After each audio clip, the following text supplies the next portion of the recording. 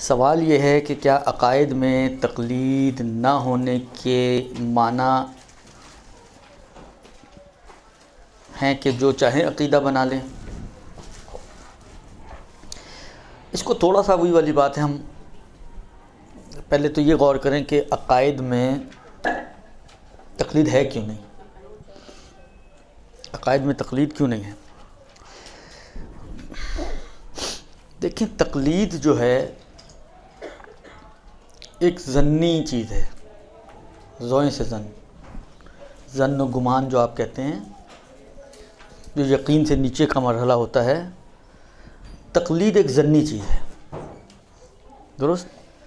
یعنی آپ جب تقلید کرتی ہیں تو میکسیمم جو صورتحال ہوتی ہے اس فتوے کی وہ یہ ہوتی ہے کہ ہم یہ قسم نہیں کھا سکتے کہ یہی حکم خدا ہے۔ اب میں ایک عامیانہ تعبیر کر رہا ہوں سمجھانے کے لیے، میکسیمم جو آپ کہہ سکتی ہیں وہ یہ کہہ سکتی ہیں کہ بہت زیادہ امکان یہ ہے کہ یہ حکم خدا ہو۔ سمجھ میں آ رہی بات؟ آپ میکسیمم جو مثلا فرض کریں، مثلا حالا من باب مثال عرض کروں، آغا سیستانی نے فتویٰ دیا کہ جی عورت حجاب میں اگر چہرے پر زینت نہ ہو تو چہرہ کھول سکتی ہے، درست؟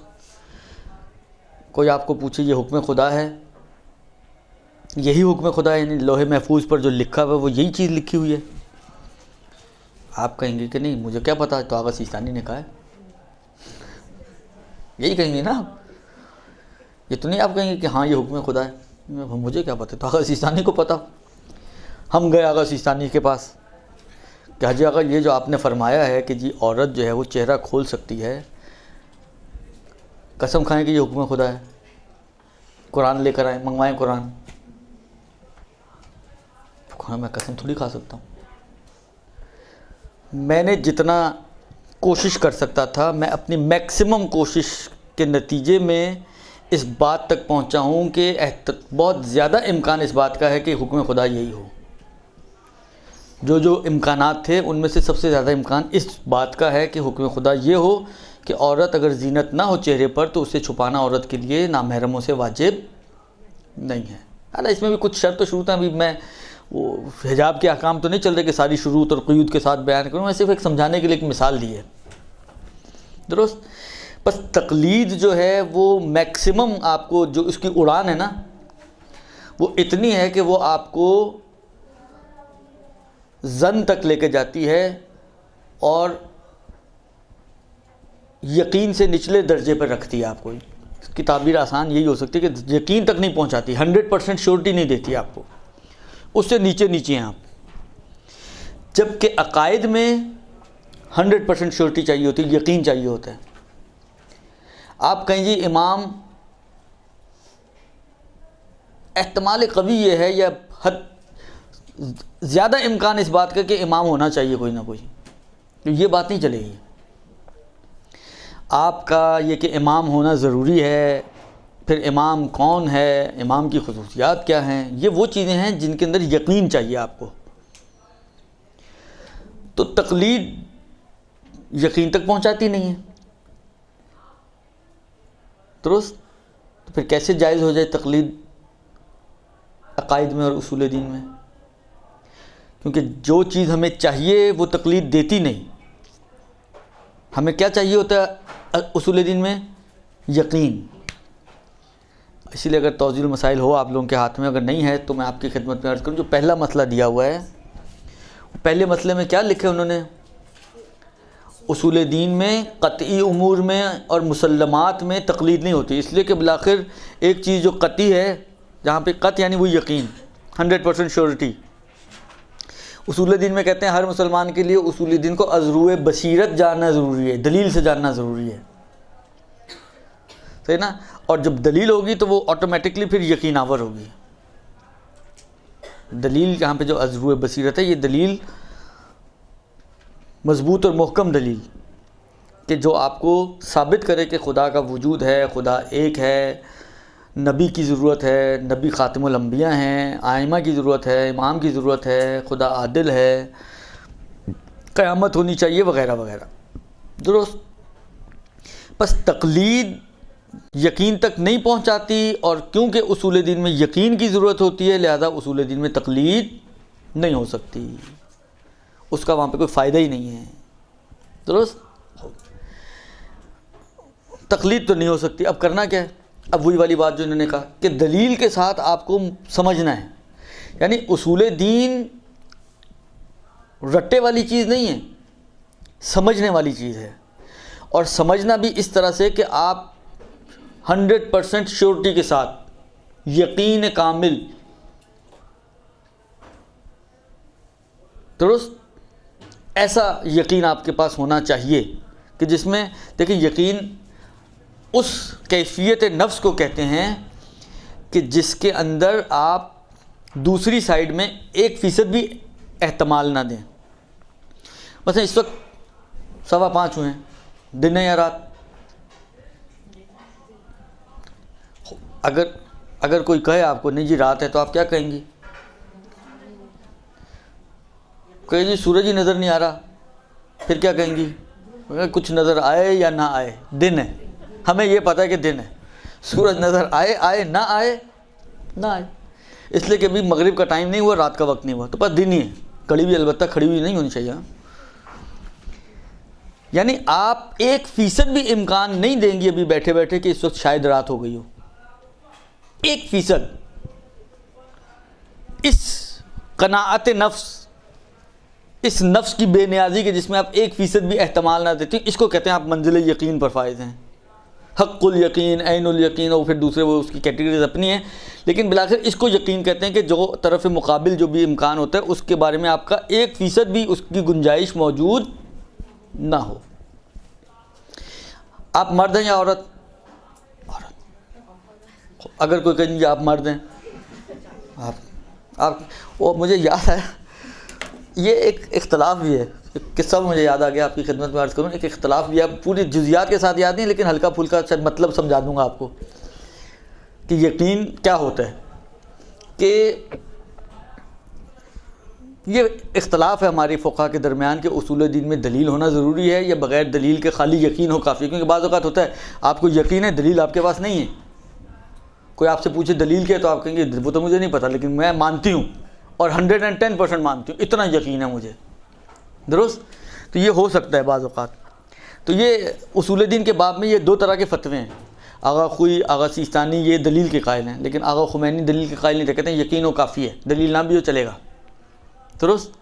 اسی طرح کوئی مجتہد تھے، ان کا بھی نظریہ یہ تھا کہ دلیل کے ساتھ ہونا چاہیے. تو ایک دفعہ وہ گزر رہے تھے کسی کھیت سے، تو ایسے ہی پتہ نہیں ان کو کون سی رگ پھڑکی ان کی، تو وہ کسان جو کام کر رہا تھا انہوں نے اس کو روک کے پوچھا بھائی تم تقلید کرتے ہو؟ کہا ہاں جی کرتا ہوں.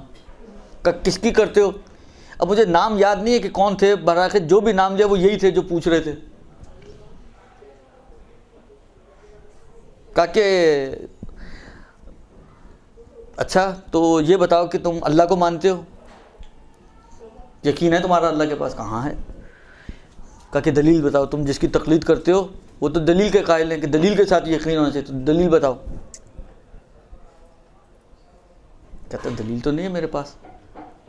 کہتا اب فرض کرو کوئی آ کے تمہیں کہے اللہ نہیں ہے، کہتا یہ جو بیلچا میرے ہاتھ میں نا اسی سے اس کا سر پھاڑ دوں گا. تو اتنا یقین ہوتا ہے. میں نے جو میرے ذہن میں ہے اور جو سنا ہوا میرے، تو انہوں نے بعد میں اپنا نظریہ چینج کر دیا تھا اس یقین کو دیکھ کر کہ یہ بھی ہو سکتا ہے کہ بغیر دلیل کے اتنا قوی یقین ہو کسی کے دل میں. تو میرا خیال ہے اگر کوئی آپ کو آ کے کہے آپ مرد ہیں تو آپ بھی بیلچا اٹھا کے سر ہی پھاڑیں گی، اور کیا کر سکتی ہیں. اتنا یقین آپ کو اس بات پر ہے کہ آپ عورت ہیں، درست. آپ 1% بھی امکان نہیں دیتی اس بات کا کہ آپ مرد ہوں. اس کو کہتے ہیں یقین. اصول دین میں یہ چاہیے ہوتا ہے کہ آپ کو مثلا خدا ہے، خدا کے نہ ہونے کا 1% بھی امکان نہ ہو آپ کے نفس میں. اگر آپ خود ڈاؤٹ فل ہیں، پتہ نہیں خدا ہے پتہ نہیں ہے، تو اس کا مطلب ہے آپ یقین کی منزلت پر نہیں ہیں، درست. بس اصول دین میں تقلید اس لیے نہیں ہوتی ہے کہ تقلید انسان کو ظن تک پہنچاتی ہے، اور اصول دین میں انسان کو یقین چاہیے ہوتا ہے، درست. اب مسئلہ یہ ہے کہ یہ جو یقین ہے اب جیسے انہوں نے کہا کہ اگر تقلید نہیں تو پھر جو مرضی نظریہ بنا لیں، جس چیز کے اوپر مرضی چپک جائیں اور اس کا یقین پیدا کر لیں، تو ایسا بھی نہیں ہے، ایسا بھی نہیں ہے۔ بہرحال ہمیں قرآن اور روایات کے ذریعے دین سیکھنا ہے۔ دیکھیں، دین بنانے کے لیے ہمیں ادھر ادھر کہیں نہیں جانا ہے۔ دین کی کتاب، بس میڈیکل کی کتاب جو ڈاکٹر حضرات پڑھتے ہیں، کوئی نہ کوئی پرسکرائب بک ہوگی نا کہ جی یہ بک پڑھائی جاتی ہے۔ ایک زمانے تک ابو علی سینا کی کتاب پڑھائی جاتی تھی، ابھی بھی پتہ نہیں کیوں پڑھائی جاتی ہے نا، مجھے نہیں معلوم، لیکن بالآخر ایک پرسکرائب بک ہوتی ہوگی کہ جی یہ ہمارا کورس ہے۔ ہمیں طب اس کتاب سے لینی ہے، میگزین سے اور انٹرنیٹ سے اور ادھر ادھر کے ٹوٹکوں سے ہمیں طب نہیں بنانی، درست؟ یہ اور بات ہے کہ طب تو ہم ادھر ادھر سے نہیں بناتے، لیکن دین ضرور بنا لیتے ہیں۔ سب سے مظلوم چیز ہمارے پاس دین ہے، سب سے مظلوم۔ جس کا دل چاہتا ہے وہ اس کے ساتھ رسہ کشی شروع کر دیتا ہے اور قسمت آزمائی شروع کر دیتا ہے، اور کہیں نہ کہیں تو پہنچ ہی جاتا ہے۔ تو ہمیں جو دین لینا ہے وہ ہمارے لیے پرسکرائبڈ ہے کہ ہمیں دین قرآن و سنت سے لینا ہے، روایات اہل بیت سے لینا ہے، ہمیں ادھر ادھر نہیں جانا۔ اگر یہ ایک چیز، دوسری چیز، ایک اور بات آپ کی خدمت بتاؤں کہ اصل جو اصول دین ہیں وہ سارے کے سارے عقلی ہیں۔ وجود خدا عقلی، توحید خدا عقلی، عدل الہی عقلی، نبوت عقلی، امامت عقلی، قیامت عقلی۔ خود ہماری عقل، وہ جو کہتے ہیں نا مضبوط دلیل، چاہے دیکھیں دلیل کے لیے ضروری نہیں کہ کوئی بہت لمبا چوڑا ایسا فلسفی دلیل ہو کہ خود آپ کی بھی سمجھ میں نہ آ رہی ہو، بس آپ نے ایک رٹا مار لیا، کسی نے بھی پوچھا، ٹیپ ریکارڈر آن کر دیا، آپ نے فر فر فر فر بتا دیا، آپ سے کوئی پوچھنا چاہے تو آپ کہیں گے بھائی اس سے زیادہ مجھے نہیں پتا، جتنا پتا تھا وہ میں نے اگل دیا سارا۔ اس کی بھی ضرورت نہیں ہے۔ امیر المومنین کے جملات میں چھوٹی چھوٹی دلیلیں ہیں، جس طرح قدم کے نشان کسی چلنے والے کے وجود پر دلالت کرتے ہیں، یا گوبر جو پڑی ہوئی ہے وہ دلالت کرتی ہے کہ یہاں سے کوئی اونٹ گزرا ہے مثلاً، تو اتنی بڑی کائنات یہ دلالت کرتی ہے کہ اس کو چلانے والا بھی کوئی ہے۔ جب قدم کے نشان خود سے نہیں بن سکتے تو اتنی بڑی کائنات خود سے کیسے بن سکتی ہے، درست؟ یا وہ چرخہ چلانے والی بڑھیا جو رسول خدا کا واقعہ مشہور ہے کہ اس سے پوچھا کہ بھئی خدا کے وجود پر کیا دلیل ہے، اس نے اپنے چلاتے چلاتے چرخہ ہاتھ روک دیا، کہا یہ اتنی سی مشین ہے، اس زمانے کی مشین ہی تھی نا یہ، کہتے یہ اتنا سا چرخہ جب مجھ بڑھیا کے چلائے بغیر نہیں چل سکتا، تو اتنا بڑا عالم، اتنی بڑی کائنات، اتنے نظم کے ساتھ بغیر چلانے والے کے کیسے چل سکتی ہے؟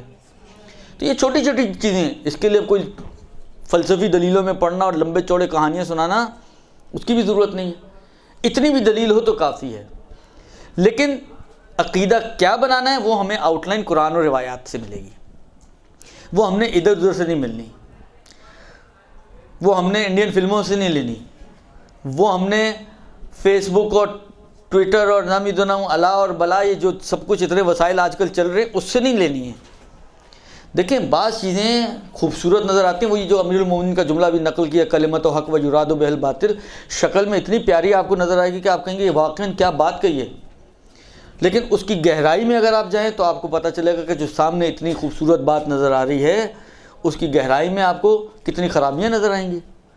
منتہا یہ وہ چیزیں ہیں کہ جو اب میں اور آپ جو ہے ممکن ہے عوام جو ہے ان کو اس گتھیوں کو سالو نہ کر سکے، اس کو سمجھنے کے لیے بالآخر آپ کو رجوع کرنا پڑے گا علماء کی طرف، مگر علماء دلیل کے ذریعے آپ کو سمجھائیں گے۔ اگر وجود خدا کی بات ہے، جو یہ ابھی چھوٹی چھوٹی دو تین چیزیں میں نے آپ کی خدمت پیش کی، یہ دلالت کرتی ہیں کہ کائنات کا چلانے والا کوئی رب ہے، بغیر چلانے والے کی کائنات نہیں چل رہی، تو ایک ایسی ذات اور ایک ایسا وجود موجود ہے کہ جو اس پوری کائنات کا حاکم اور مالک ہے، جو اس کو چلا رہا ہے۔ علماء کا جو اس اصول دین کے اندر رول ہے وہ صرف اس حد تک ہے کہ وہ فتووں کی طرح نقل نہیں کریں گے، جی آغا سیستانی نے کہہ دیا اب ہمارے پاس چوں چراں کی گنجائش ہی کوئی نہیں، آپ نے جتنا چوں چراں کرنا ہے آپ کریں، جو کراس کویسچننگ آپ کو کرنی ہے عقائد کے میدان میں آپ کریں، سمجھنے اور سیکھنے کے حد تک یہ کفر کا سبب نہیں بنتی ہے۔ یہ بھئی آپ کی سمجھ میں نہیں آ رہا، آپ کسی سے سمجھنا چاہ رہے ہیں کہ جی ایک خدا کا ہونا کیوں ضروری ہے، دو ہوں تو کیا ہوگا، آپ اب اس سے آرگیومنٹس کرتے ہیں کہ جی مثلا فرض کریں دو ہم ایک بالکل ایک جیسے ٹوئنس خدا ہم تصور کریں. وہ خدا جو ٹوئنس بچے پیدا کرتا ہے تو وہ خود بھی ٹوئنس تو ہو سکتا ہے نا. ہم بالکل ایک جیسی خصوصیات والے دو مان لیں اور دونوں میں ایک ایگریمنٹ ہو جائے تاکہ ایک دوسرے کے ساتھ کلیشز نہ ہوں. جس طرح یہ تھانوں کی حدود نہیں معین کی ہوئی, یہ حدود اس تھانے کی تو وہ حدود اس تھانے کی, تاکہ ان کی آپس میں ہی جھگڑے نہ چلتے رہیں کہ تمہارا کیس ہے تو یہ میرا کیس ہے, تو یہ میرا کیس ہے تو یہ تمہارا کیس ہے. انہوں نے بھی اپنی حد و حدود معین کر لی. مثلا فرض کریں ایک کہے تم دن کے خدا, دوسرا کہے تم رات کے خدا. ان میں آپس میں ایگریمنٹ ہو گیا, دن کے سارے امور اس خدا کے ہاتھ میں, رات کے سارے امور اس خدا کے ہاتھ میں. اب اس نے جو تصور کیا ہے دو خداؤں کو, تو آپ کے خیال میں یہ کہ مشرک ہو جائے گا بندہ جو سمجھنا چاہ رہا ہے اور سیکھنا چاہ رہا ہے کہ کیوں ایک ہونا ضروری ہے خدا کا. یہ شرک نہیں لاتا, شرک عقیدہ لاتا ہے. یہ عقیدہ نہیں ہے اس کا, یہ ایزمپشن ہے صرف. درست, یہ عقیدہ نہیں ہے, یہ کفر نہیں لے کر آئے گا, اس کو کافر اور مرتد نہیں بنا دے گا, بلکہ یہ ہونا چاہیے. یہ سیکھنے کا مرحلہ اس کے بغیر ہو ہی نہیں سکتا. تقلیدی چیز تو نہیں ہے, میں نے کہا جی خدا ایک, آپ نے کہا چشم ٹھیک ہے جی ایک, آج سے ایک ہو گیا. اب آپ کے حلق سے اترا ہو کہ نہ اترا, 10 سوال, یہ ہماری عوام کی یہ مشکلات ہیں. 10 سوال ان کے ذہن میں ہوں گے لیکن بس اب وہ ایک ہی ماننا ہے. وہ 10 کے 10 سوال ان کو کہیں اور لے کر جا رہے ہوں گے لیکن مانیں گے ایک ہی. یہ تقلید ہے, یہ نہیں ہونی چاہیے اور صحیح بھی نہیں ہے. یہاں پر جائز نہیں سے مراد یہ کہ صحیح نہیں ہے, یہ نہیں کافی نہیں ہے, آپ کی ذمہ داری آپ کی گردن سے اتارتی نہیں ہے. درست, اس کے لیے آپ کو پوری بصیرت سے یہ بات سمجھنی ہے کہ خدا کا ہونا کیوں ضروری.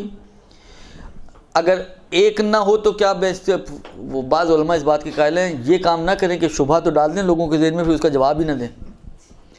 تو یہ دو خداؤں والی میں بات اس کو کمپلیٹ کر دوں کہ اگر یہ فرض کیا جائے کہ دو بالکل ٹوئنز خدا ہوں, ایک جیسی قدرت, ایک جیسی طاقت, ایک جیسی خصوصیت والے, اور دونوں میں ایک ایگریمنٹ ہو جائے کہ ایک خدا دن کے امور انجام دے, ایک خدا رات کے امور انجام دے, یا ایک خدا خدائے شر, ایک خدا خدائے خیر, جو بعض لوگوں کا یہ نظریہ ہے خدائے شر اور خدائے خیر کا. درست, تو اس میں کیا حرج ہے؟ دو مان لیں تو کیا جائے گا, اس میں کیا جائے گا؟ بتائیں, آپ لوگ بتائیں, چلیں کیا جائے گا؟ آپ لوگ تو سارے ماشاءاللہ پڑھے لکھے لوگ ہیں. آپ حق ہو تو ہماری صحت پہ کیا اثر پڑتا ہے بھائی؟ ہمیں تو دو خدا چاہیے تھے کہ جن کا کلیش نہ ہو. کیونکہ قرآن نے کہا نا لو کان فیہما آلہۃ الا اللہ, اگر اللہ کے علاوہ ایک سے زیادہ خدا ہو تو لفسدتا, کائنات فاسد ہو جائے. ہم ایسا تصور پیش کریں کہ دو خدا بھی ہو جائیں اور کائنات بھی فاسد نہ ہو. پیار محبت سے جس طرح میاں بیوی گھر میں رہتے ہیں, یہ بھی گھر میں رہیں, اپنے اپنے کام چلائیں, کیا حرج ہے اس میں؟ نہیں, بس جو حدود ہیں اس کے حساب سے حدود کریں. صبح کے اوامر جو ہیں وہ اس خدا کے مانیں گے, رات میں جو باتیں ہوں گی وہ اس خدا کی مانیں گے. وہ تو میاں بیوی ہیں نا, اس لیے امن سے نہیں رہ سکتے. وہ میاں بیوی تھوڑی ہیں, وہ تو دونوں خدا ہوں گے. ایک دوسرے کی میاں کے اندر کوئی ہم رشتہ زوجیت تھوڑی ایجاد کریں کہ جہاں میاں بیوی بنے وہیں جنگ شروع ہو گئی. یہ تو نہیں کرنا ہم نے, دونوں کو خدا ہی رہنے دینا ہم نے. کیسے بھائی؟ جب حدود آپ نے طے کر لی تو پھر کیوں کلیش آئے گا بھائی؟ دن والا رات میں دخالت نہیں کرے گا, طے کر لیا ہے رات. او کون سا بیچ کا حصہ میری بہن؟ یا دن ہے یا رات ہے, درمیان میں تو کوئی چیز ہی نہیں ہے. بھائی دیکھیں, خدا یہ تو ایک خدا میں بھی آپ تصور کر سکتے ہیں. ایک خدا حسد کرنا شروع کر دے لوگوں سے, مخلوق سے. اس نے دیکھا مثلا میں نے علی کو بنایا, امیر المومنین کو میں نے بنایا, اور لوگ اسی نے ایسا بنا دیا کہ لوگ اس کو خدا ماننے لگے. حسد پیدا ہو گیا امیر المومنین سے. کیوں نہیں ہو سکتا ہے؟ آپس میں بیٹھ کے طے کریں گے, ٹیبل ٹاک. ارے ابھی ہم قرآن سے تھوڑی بات کر رہے ہیں, ابھی تو ہم مسلمان ہوئے ہی نہیں, تو مسلمان ہونا چاہ رہے ہیں. ہاں تو ٹھیک ہے, تو ضرورت کیا ہے دوسرے کے پاس؟ آپ نے اپنا کام مشکل حل کرنی ہے نا آپ نے. نہیں صحیح ہے, اس حد کا وہ ہے, لیکن دوسری حد کا مثلا دن میں آپ کا کوئی کام پڑا تو آپ نے اس خدا کے پاس چلی گئی. اب یہ تو ضروری نہیں کہ دن میں کام پڑے, کوئی کام رات کو آ گیا تو اب آپ اس خدا کے پاس جائیں گی. دن میں اس خدا کو پکاریں گی، دعا ظہر اور فجر کی نماز میں اس خدا سے دعا مانگیں گی، مغرب عشاء کی نماز میں اس خدا سے دعا مانگیں گی. کتنی پرسکون زندگی ہے. سکون نہیں مل رہا. یہ جو آپ کو پرسکون نہیں لگ رہی وہ آپ کی وہ چیزیں ہیں جو آپ کے ذہن میں بچپن سے گھسی ہوئی ہیں، اس لیے آپ کو اللہ اتنی پرسکون زندگی.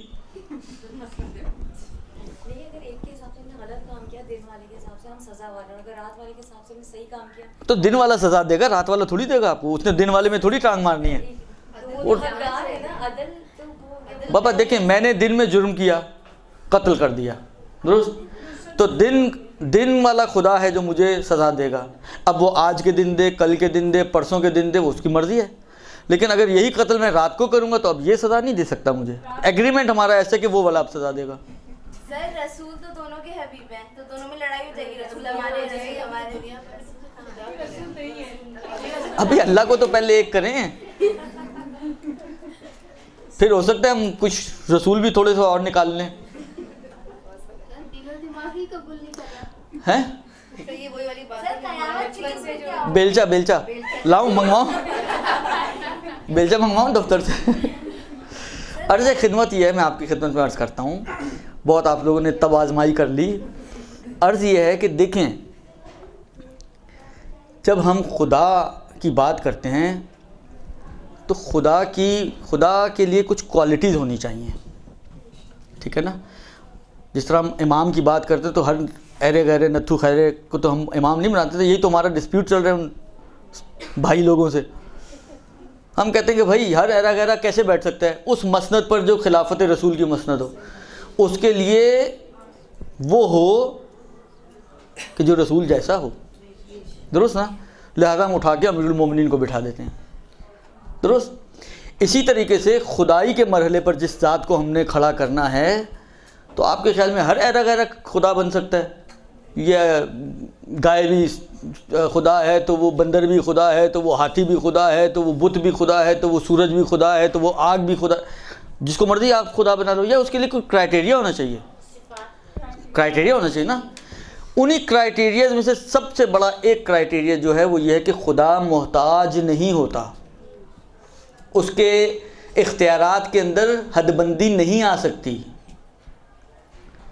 جہاں حد بندی آئے گی نا وہ خدائی سے ساقط ہو جائے گا. اب ایک جملہ میں کہنے جا رہا ہوں، ہے تھوڑا ایک مطلب سمجھانے کی کوشش کر رہا ہوں، پتہ نہیں کس حد تک کامیاب ہوتا ہوں. یہ بحث عقائد کی طرف چلی گئی، لیکن بہرحال سمجھ لیں تو اچھی بات ہے، آئندہ کبھی کام آئے گی آپ کو. آپ نے اگر کہیں سنا ہو کبھی واجب الوجود اور ممکن الوجود، ان دو چڑیوں کا نام سنا کبھی؟ سنا ہے نا؟ واجب الوجود اور ممکن الوجود. خدا کی ذات ہمیشہ واجب الوجود ہوتی ہے. واجب الوجود اس ہستی کو کہتے ہیں کہ جس کے اندر حد و حدود نہیں ہوتی. جہاں حد و حدود آئی وہ واجب سے تبدیل ہو کر بن جائے گا ممکن. اور ممکن وہ ہوتا ہے جو عدم سے وجود میں آتا ہے، درست. ممکن اس ذات کو کہتے ہیں کہ جو عدم سے وجود میں آئی ہو. عدم سے وجود میں آنے کا لازمہ کیا ہے؟ جب وہ عدم تھی اس کا مطلب ہے کچھ بھی نہیں تھا، تو وہاں پر حدود حد آ جاتی ہے، درست. خدا واجب الوجود ذات کو کہتے ہیں. ہم یعنی جو سسٹم، جو طریقہ کار ہوتا ہے نا علمی بحث کا، اس میں پہلے خدا کو نہیں ثابت کرتے، پہلے واجب الوجود کو ثابت کرتے ہیں، اور پھر ایک تاج بناتے ہیں کہ واجب الوجود کا تاج کیسا ہوگا، پھر اس کو لے جا کے خدا کے سر پہ فٹ کرتے ہیں، درست. اس کے تاج کا ایک نگینہ یہ ہے کہ وہ محتاج نہیں ہونا چاہیے، اس کے اندر حد و حدود نہیں آ سکتی. اب جو دن والا خدا ہے اور جو رات والا خدا ہے، دن والا خدا رات والے خدا کے کاموں میں ٹانگ مار سکتا ہے، اس کا مطلب ہے اس کی حد آ گئی، اس کا مطلب ہے اس کے اندر حد آ گئی. پھر اگر یہ چاہے کہ کوئی کام، مثلا فرض کریں اس کا بڑا دل چاہتا ہے کہ آج چاند یہ نکال پائے گا، اس کا مطلب ہے کہ یہ اس کام میں محتاج ہے کہ اس سے اجازت لے. تو جو محتاج ہوا کرتا ہے، جس کے اندر حد و حدود ہوا کرتی ہیں، وہ واجب الوجود نہیں ہو سکتا، وہ ممکن الوجود ہوتا ہے، اور ممکن الوجود مخلوقات ہوا کرتی ہیں، وہ خالق نہیں ہو سکتا۔ سمجھ میں آئی بات؟ پتہ چلا کہ یہ ایگریمنٹ کیوں نہیں چلتا؟ سمجھ میں آ گئی نا؟ خوب، یہ تو اس اعتبار سے ایسا نہیں ہے کہ تقلید نہ ہونے کا مطلب یہ ہے کہ اب آپ آزاد ہیں، جو نظریہ مرضی بنائیں، آپ بت پرستی کا نظریہ بنا لیں، آپ جو ہے مثلا آتش پرستی کا نظریہ بنا لیں، ایسا کچھ نہیں ہے، بلکہ اس نظریات بنانے میں ہم باؤنڈ ہیں قرآن و حدیث کے۔ جیسا قرآن اور حدیث نے تصور دیا ہے ہمیں وہ ویسا خدا اور ویسا رسول اور ویسا امام اور ویسی قیامت اور ویسی عدالت اور ویسی خلاصہ اصول دین کو ماننا ہے۔ بیس اس کی روایات اور آیات بنتی ہیں، درست؟ منتج یہ روایات اور آیات بنتی ہیں، پھر یہ اس کے اوپر ہمارے پاس عقلی دلائل ہوتے ہیں، اور ان عقلی دلائل کی سپورٹ کی وجہ سے، بلکہ اصل دلیل عقلی ہی ہوتی ہے ان کے اندر، خاص طور پہ ان پانچوں اصول دین میں، کہ جو ثابت کرتی ہے کہ خدا ہے، خدا واحد ہے، خدا عادل ہے، نبوت ہونی چاہیے، امامت ہونی چاہیے، قیامت ہونی چاہیے۔ عقل ہے جو اس کو بیان کرتی ہے، اور اس عقل کو سپورٹ کرتی ہیں یہ آیات و روایات، پھر درست؟ لہذا یہ ہمیں یعنی تقلید نہ ہونا آزادی نہیں ہے۔ برحمتك يا أرحم الراحمين وصلى الله على محمد وآله الطاهرين۔